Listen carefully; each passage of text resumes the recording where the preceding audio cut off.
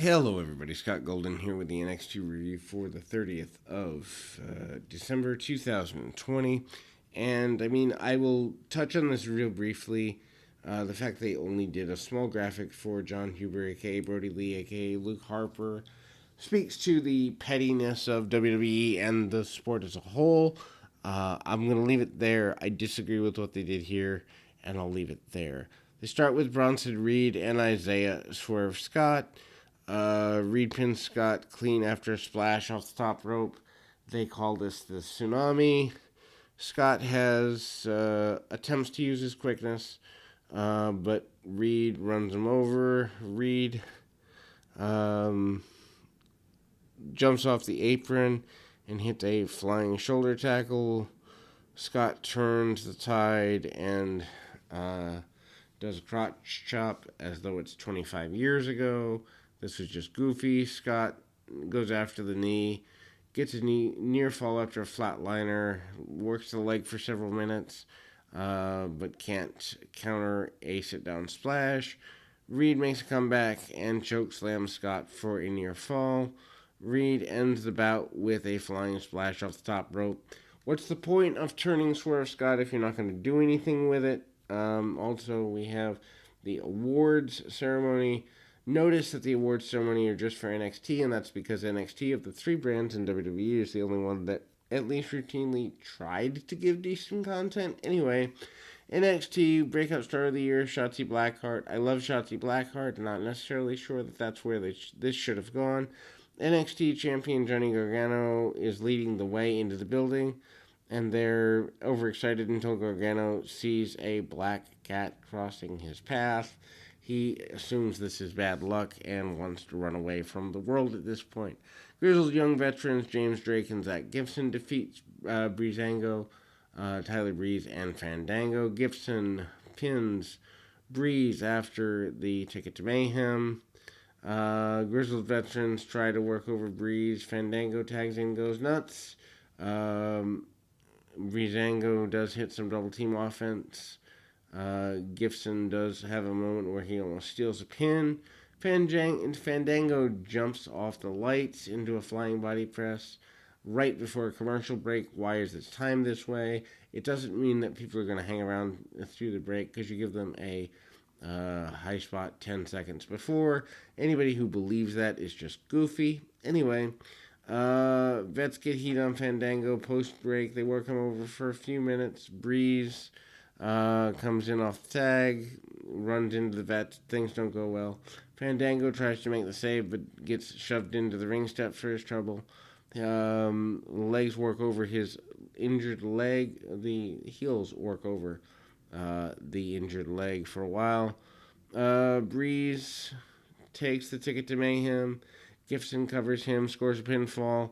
Everrise comes in, acted like they wanted to storm the ring, but they run away instead. Referee Aja Smith is holding them back. She left and they run away. Dusty Rhodes Tag Team Classic is announced to return in 2 weeks. I don't know that anyone cares about this. NXT Tag Team Champion or Tag Team of the Year Undisputed Era. Alex Cole, Kyle O'Reilly, Roderick Strong, and Bobby Fish. Not sure that four people count as a tag team, but maybe they do in WWE math. Xia Li and Boa return next week. Mercedes Martinez, who was wasted on the main roster, has returned home to NXT. And Valentina Fiaz, I think is how you pronounce it. I could be wrong on that. Martinez is able to dominate and in mere seconds gets a win. She ragdolls her opponent and dominates. She slaps her around. Martinez hits the air raid crash and scores a quick pin. NXT Female Competitor of the Year, Io Shirai. Interesting that the most improved of the year is a female as well. Male Competitor of the Year, Adam Cole. Makes sense. Grudge match, Pete Dunne against Roderick Strong. Dunne pinned Strong clean in what was a decent match. Probably, technically speaking, the best match of the evening. for both shows, if we're completely honest. Um, they begin punching each other at the start. They, uh, ultimately are very intense throughout. Dunn begins to work over Strong. Strong fights back. He suplexes his opponent over the barricade. Show cuts to commercial at again an inopportune time. Dunn blocks a superplex, and he leaps off the middle rope with a double stomp onto the hands of his opponent. Dunn continues to work over Strong at the break. Strong makes a comeback and hits several offensive maneuvers. Strong misses a wrecking ball drop kick.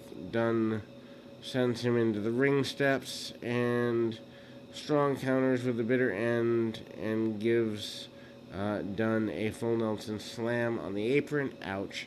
They go back to the ring. Strong tries to continue his offense. Dunn catches him in a triangle. Strong powers out with a deadlift. Power bomb. Dunn wins with a near fall. Dunn tries again for the triangle, and Strong comes back, tries to pull away. Dunn snaps Strong fingers, and Dunn hits the bitter end for the win. Match of the year: Finn Balor, Kyle O'Reilly, TakeOver 31 in October. Not a bad choice. I'm not necessarily sure it is or isn't the match of the year, but I can understand where it would be. William Regal presents the awards. NXT champion Balor comes out and has different ideas. He says he'd present it to O'Reilly himself. Balor cuts a promo, and O'Reilly interrupts to confront him in the ring. O'Reilly goes to the back with his plaque. Balor tells him he deserves it, but Balor said he himself did not need it. Balor almost teasing a heel turn here. Balor said he has the championship instead. He doesn't need the trophy to remind him of how good he is. Balor says he has 3 steel plates in his jaw that remind him every single day of the match itself. Ouch. And Balor goes on to say that the trophy is good for gathering dust and little else. O'Reilly said the trophy did mean something to him. It's proof that he's top guy in NXT, but he's not going to carry it around. It's a participation award. O'Reilly said he's been participating for 15 years, and he wants the title. O'Reilly goes on to cut a really good promo, vowing to be the champion. And Balor basically said he's going to make O'Reilly suffer for what he did to his jaw. Balor does get beeped for something along the way here, although we don't really know what. Scarlett and Karrion Kross are out. Scarlett said the title belongs to them. No matter who wins, the winner's fate is sealed. Kross warns that Doomsday is here. Damian Priest comes out and confronts Kross on the stage. Priest gets in his face. Basically says this is how you step to a man. Priest clobbers Kross. They brawl all the way around. And they go all over the set. And they crash through a table. And then they go to commercial. I mean, ultimately, if Karrion Kross is getting the belt back, then maybe this makes sense. If not, I don't think you necessarily needed to take heat away from the main event angle here. There is a feature documenting the issues between Rhea Ripley and Raquel Gonzalez. El Legado de Fantasma comes to the ring. They cut a promo about the Cruiserweight Championship. Santos Escobar said he's had a great year. He called Undisputed Era winning Tag Team of the Year a complete fake sham. And he went on to say no one can touch him as the Cruiserweight Champion in 2021. That'll continue. Escobar is interrupted by Lince Dorado and Gran Metalik from Lucha House Party. That gimmick's still running. That makes me sad.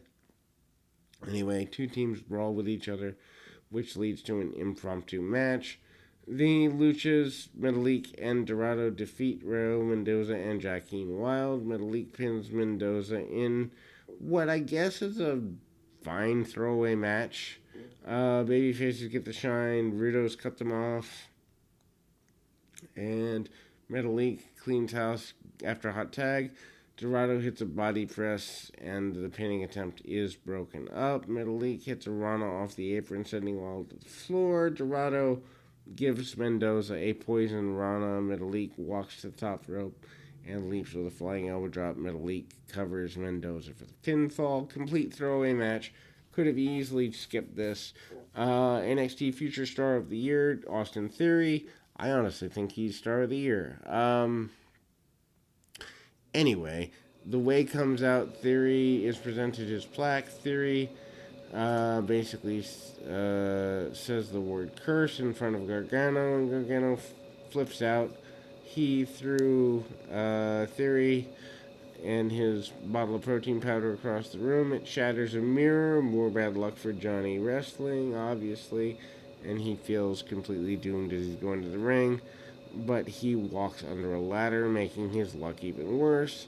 Rivalry of the Year, Adam Cole and Pat McCaffrey. That's the first time McCaffrey's been relevant, probably in his life, outside of football. And main event of the evening, Gargano and Ruff for the title. Gargano pins Ruff and ends the curse. Ruff hits many counters and reversals. Gargano gets the ropes and uses them for the early part of the match. Gargano is in his head during the early part of the match quite a bit.